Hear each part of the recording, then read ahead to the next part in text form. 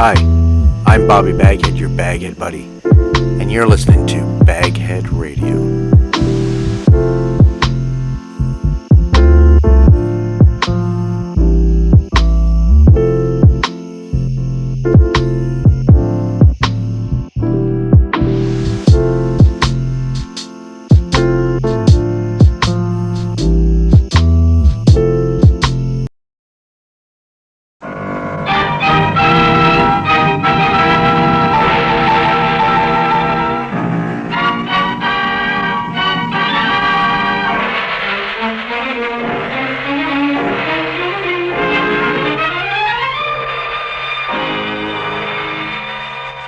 Presenting Orson Welles as the Third Man.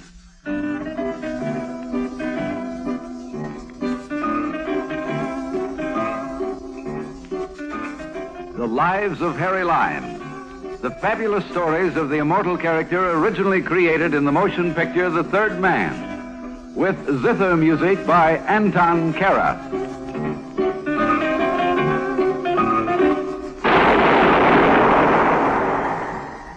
That was the shot that killed Harry Lime. He died in a sewer beneath Vienna. As those of you know who saw the movie The Third Man. Yes, that was the end of Harry Lime. But it was not the beginning. Harry Lime had many lives. And I can recount all of them. How do I know? Very simple. Because my name is Harry Lime.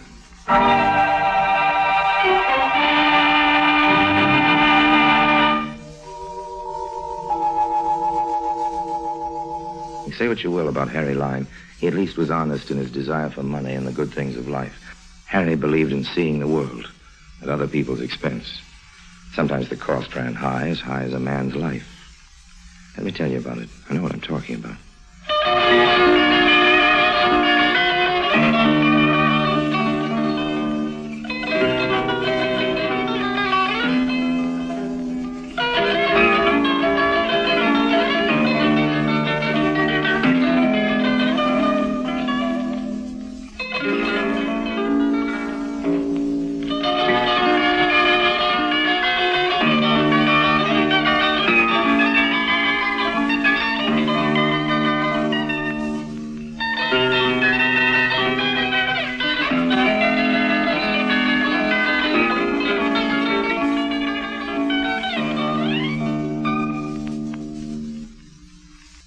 And now, Orson Welles as Harry Lime, the Third Man, in Play Pigeon. In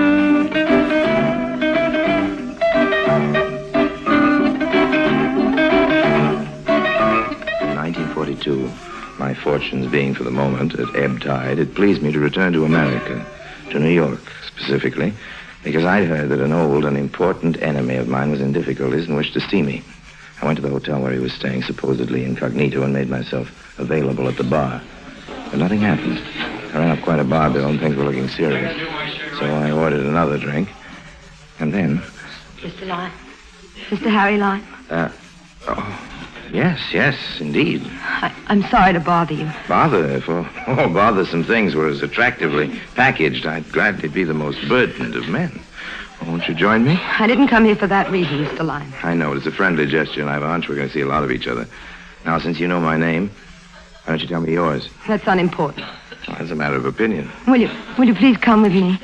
Well, I say, now, isn't that approach a little bold? After all, an establishment like this frowns on such an obvious... Please, Mr. Lime, come with me. You're the only one who can save him. Me? Save anybody? You've come to the wrong Harry Lime, man. Please, you must, even though you hate him. Hate him? Now you interest me. Now, just which antagonist do you mean? I've got an awful lot of enemies. You're wasting time. He'll pay you a great deal of money. Money? You can name your own price. The price of my hatred comes pretty high. But for money and hate, Lime goes anywhere. Lovely lady, lead on.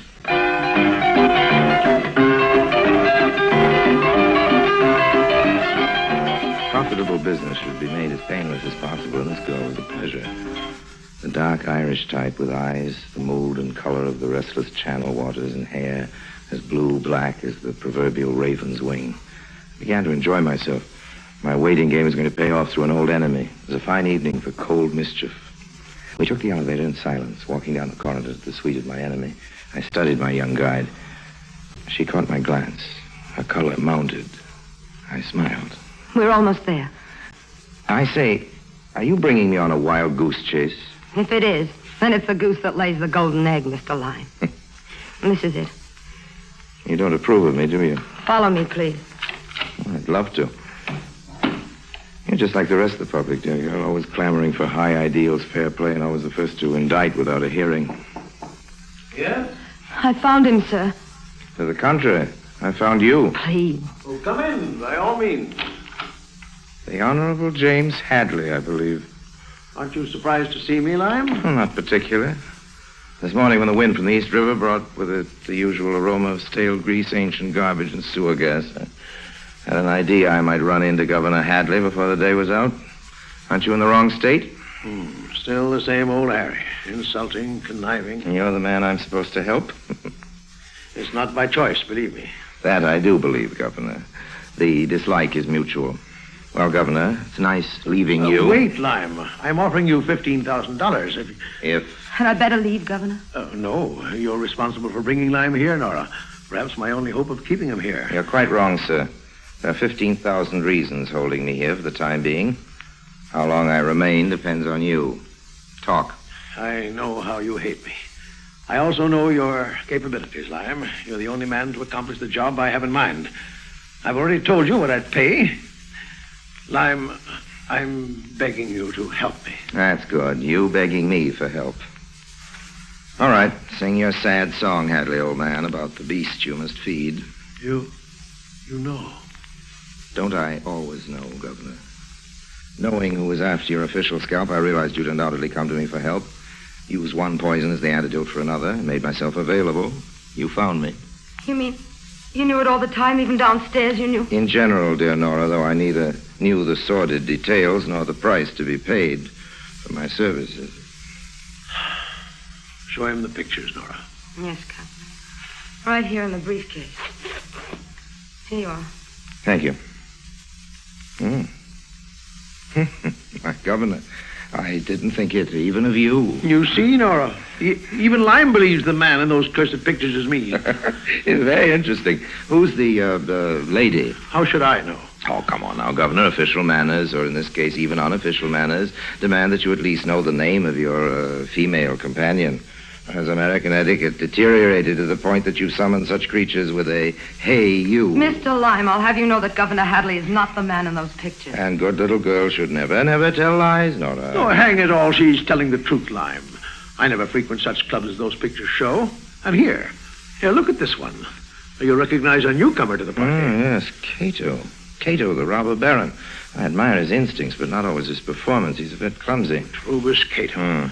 Gambler, ward heater, grafter. Such dear, nostalgic words. You almost make me homesick, Governor. Be sensible, Lime. Can you imagine me in such company at any time, particularly with an election coming up next month? Not unless you're even more stupid than you used to be, James. But then everything is possible. Really, Mr. Lime, this is the... But cameras don't lie. You, above anyone else, should know better than that, Lime. How many times have you faked a picture to gain your ends? Touche, Governor, but then I always do things the hard way. You told Nora that yourself. Yeah, it's hard for your victims. Oh, but this isn't getting us anyplace. No matter what else you may choose to think of me, Lime, you know my term in office has been clean. Insofar as proof is concerned, the incorruptible Governor Hadley. However, these pictures could prove extremely embarrassing, old man. The untouchable Hadley seems to have been taken. I don't know much about you, Mr. Lime, except that you hate Governor Hadley. But now he's asking for your help. No matter what happened in the past between you, please help him. He's willing to pay. He said your hatred came high. Wasn't his offer high enough? Nora. That's quite all right, Governor. I admire honesty and loyalty, even though I don't approve of it or believe in it. Come here, Nora. What? Come here. I want you to stand right before me. Look right into my eyes, straight in my eyes. Answer a question. But Well, Mr. Lime, what is it? If I were the governor and you were my secretary, would you be as honest, as loyal? As honest? Yes. As loyal? No. I see. Well, why the great concern about these pictures, Hadley? Surely your indiscretions aren't that important. Then you are going to help me. I'm considering it. Then you know those pictures are important, Lime. Cato's going to use them to ruin me. Why? He wants control of my state. Either his crooked syndicate moves in, or he sends these pictures to every newspaper in the state on the eve of the election. Truth is, Cato has improved with the years. This is almost worthy of me. I never expected you to understand, Lime. But I thought the fee might make it worth your while. Re-election means a great deal to me. I worked hard for my office. I don't want to win or lose because of a hoodlum like Cato. And I don't want my wife, my family, to be subjugated to this kind of smear campaign. They don't deserve it. Spoken like a true family man, an American and a politician. Governor Hadley, there must be some other way to get the negatives in this man. Please, Nora. Elaine, the fair Elaine, the lovable Elaine, the lily maid of Astolat. High in her chamber, up a tower to the east, guarded the sacred shield. I'll get the negatives and the rest of these pictures from Cato for $15,000. Oh, thank heaven. And dismissal of all charges against me in your state, old man. What? The price is cheap, Governor, for your career and your family. Well, Governor, you can't. Just a moment, Nora. Very well, Lime.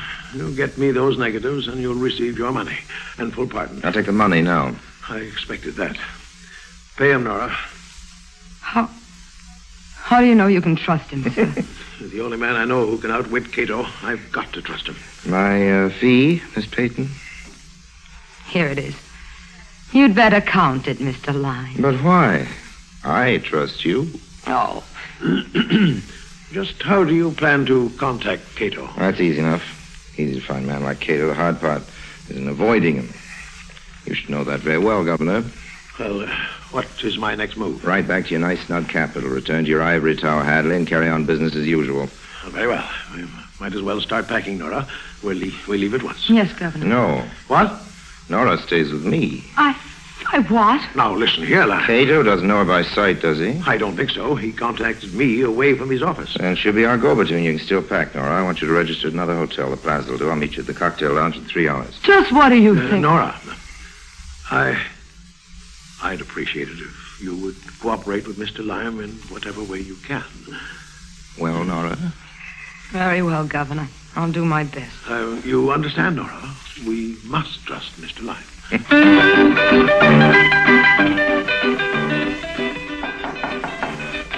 Well?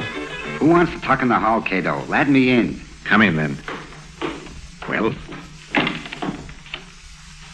Well, what have you found out, Izzy? I am tailing Governor Hadley like you want, ever since he sneaked into town. Yeah. Come to the point. Who is staying away from the point? The governor is making contacts with every main hood in New York. But nobody wants to go against Cato. Only Hadley must be finding someone who will go against you, because he leaves the hotel 3 hours ago. Leaves? Checks out, is taking a powder. But before that, he sends his girl down to the bar. Girl? What girl? Who knows her name? But who this girl talks to down at the bar, you'll never guess. Come on, Gib. I'm not playing guessing games. All right, Cato. So don't get sore at me. I'm trying to tell you all the time. She meets a Harry Lyme. I hear her say the name. Harry Lyme. This is not good news. Harry Lyme's the only guy, but the only guy who can louse me up. He would have to come to New York. Come on. Come on where? To the Plaza, you jerk. If Lyme's to come into this game, he's going to be on my side, alive or dead.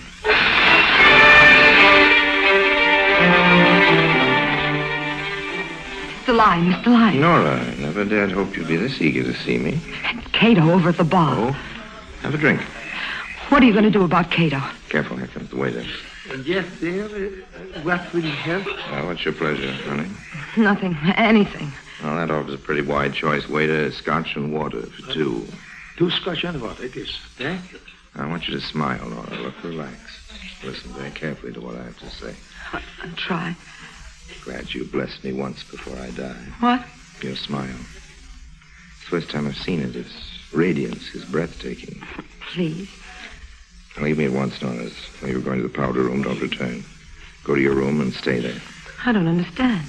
Mr. Cato is preparing to beard me in his den, and I want you around when he does. But It's coming this way. Now, hurry. I haven't called you by morning. Get back to the capital fast. What about you? Why, Nora, I never dreamed you cared. Oh, of all the...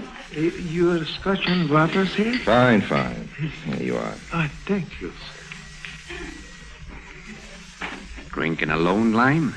That can turn into a bad habit. Trub is Cato in the flesh. It is flesh, isn't it, old boy? Same old Harry. How about buying me the next round, Harry? At my place. Why, Trubus, old man. Are you thinking of taking me for a ride? Why, Oh, it's all right. It's all right, old man. I'm game for anything. Shall we go?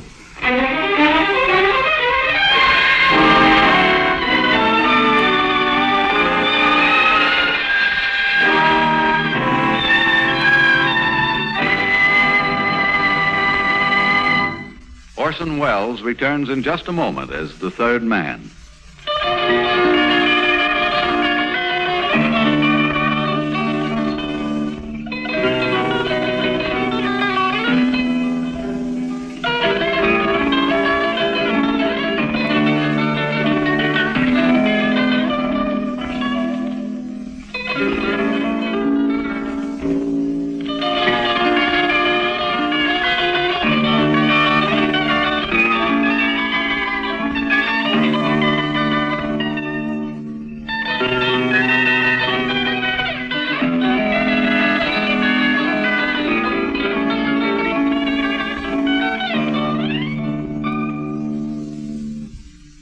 Now, Orson Welles as the third man continues with Play Pigeon.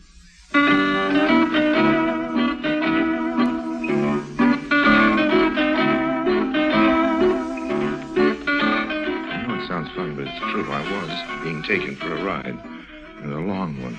A silent one. Once we got in the car, Trubus stopped talking, and I was not in the mood to make any conversation. I had my tiger by the tail, and I waited for his move.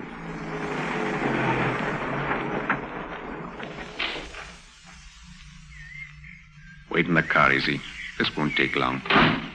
Okay, boss. I am waiting. After our nocturnal tour, you bring me to a ruin like this? Really, Cato, I thought you were doing pretty well. I'm doing fine, Harry. Place on the state line, not too far from the capital. Makes it handy. For you or the governor? Wait and see. Trubus. Well, this is a surprise. Hadley. Who's this fella, Trubus? The face is Jim Hadley's, and the voice is almost identical. Inside, Luke. Come on, Harry. And I'll buy you that drink I promised. Sure. Drinks on the house. Yes, I could use one. Yeah, sit down, Harry. I didn't think I'd see you so soon again, Trubus. What happened, did you? Shut up. Pour the drinks. Oh, sure, Trubus. Now, Harry, I'm open for business. Well, to risk the obvious, this isn't Governor Hadley. Hey, you bet I'm not. The Hadley boys were identical twins. Luke here was the black sheep of the family. Also was supposed to have died in a train wreck 15 years ago. Identical twins, the oldest pitch in the world. Luke was the man in those pictures. So simple it always works. Even fooled you, Harry. Oh, I can be fooled.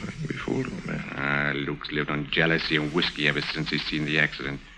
He crossed my path several years ago just as I was figuring how to move into Jim Hadley's state. He was an answer from heaven. Yeah, or the devil. I thought I had luck.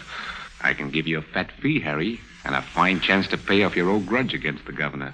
Since when has benevolence become one of your characteristics, Cato? What about this fat fee? You only paid me. Shut up. As you know, I've already made the first contact with the governor. How do you know I know? Takes one to catch one, Harry. As I said, I got Jim over a barrel. I know he's bought you to get the pictures from me, but if you come into my deal, you not only make yourself some money, but you can put the final squeeze on the good governor.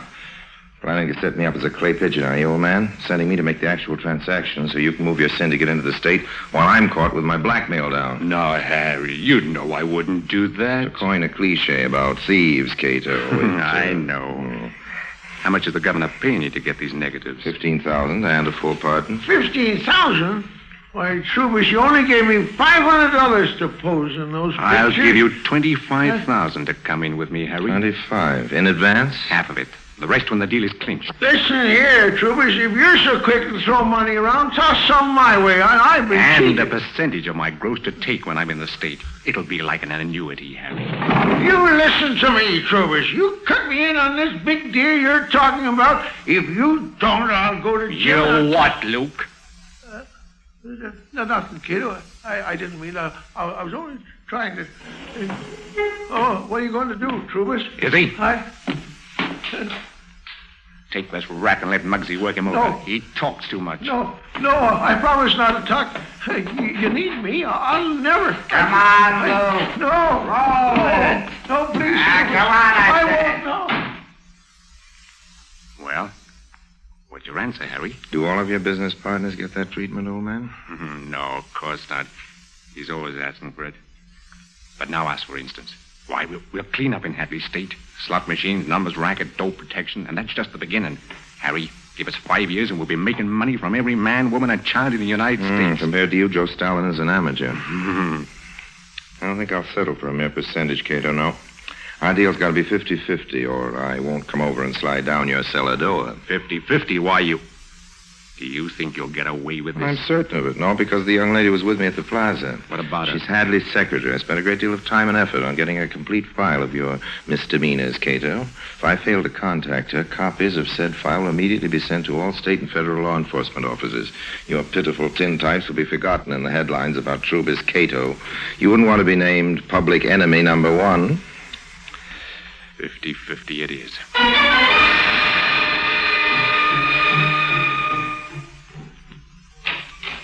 Governor Hadley. Nora. Good heavens, girl. What's happened? Harry Lime, he's with Cato now, or at least he talked with him last night. By this time, he might be dead. Dead? Why don't you call the police or the FBI? You're the governor. Do something. You too, Nora. What do you mean? The notorious Lime Charm. The man's brutal, merciless, vindictive, lives only for himself.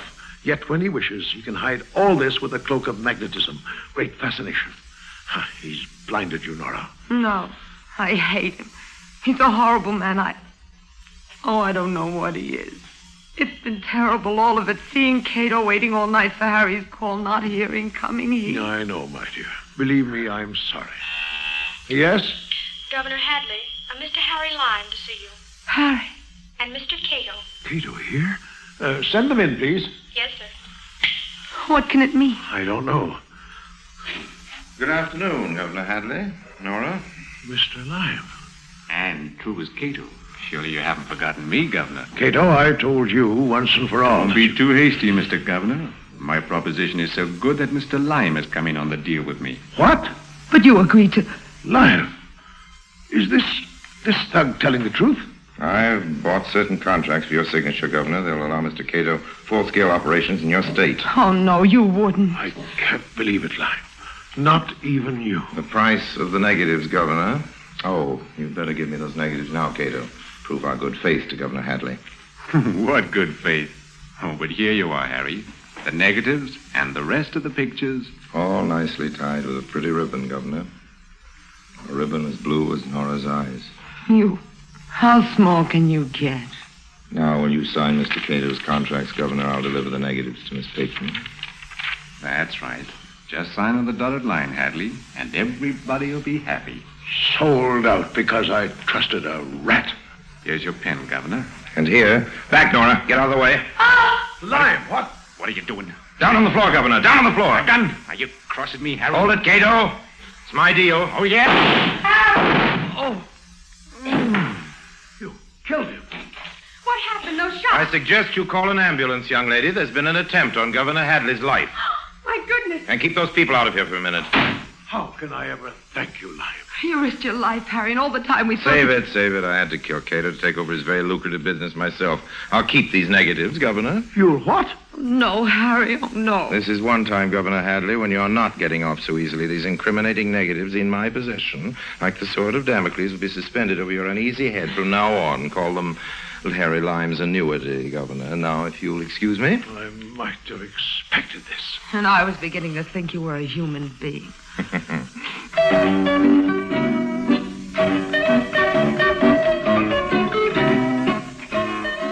the time I left the Capitol building, the stars were out. The stars was reached by hard ways. I searched for a likely alley that was dark enough, lonely enough. This one will do well enough. Better remove the ribbon. Blue ribbon. Better to burn them. Oh, another voyager of the night. Greetings, cat. Mutually. Come closer. Seem to be ablaze. First the negatives. My candle burns at both ends. It will not last the night, but are my friends and all my foes. Gives a lovely light. Thank you, friend. Your applause is deeply appreciated. Now we'll add the pictures. Does that warm you, Cat? You there. Now, what do you think you're doing in this alley? Isn't it fairly obvious, officer? I'm making a fire. Are you now? Burning some love letters. Girl named Nora. Nora, huh? Well, that's a good Irish name. She had the bluest eyes this side of heaven. I'll leave the ashes to you, officer. Hey, by the saints, you're Harry Lime. Come back here. So long.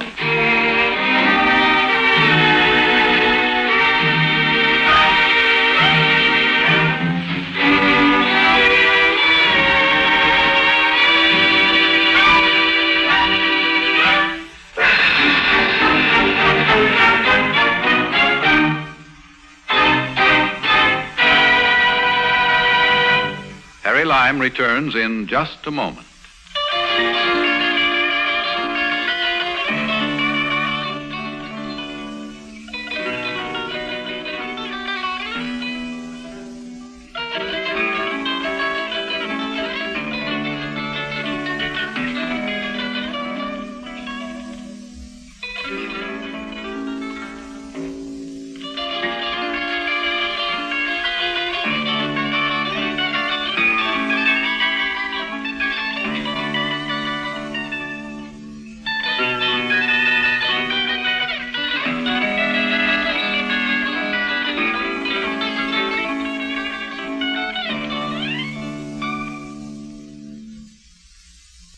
And now, Harry Lime.